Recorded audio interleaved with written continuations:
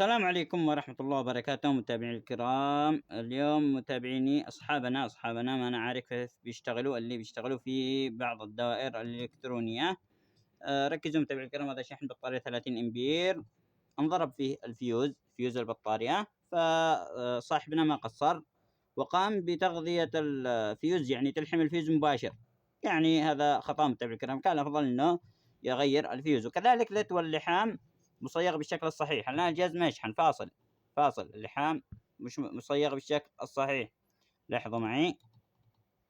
فأتمنى متابعي الكرام أن يعني نبتعد عن مثل هذه الإصلاحات. لازم أننا نغير الفيوز سعره رخيص جدا.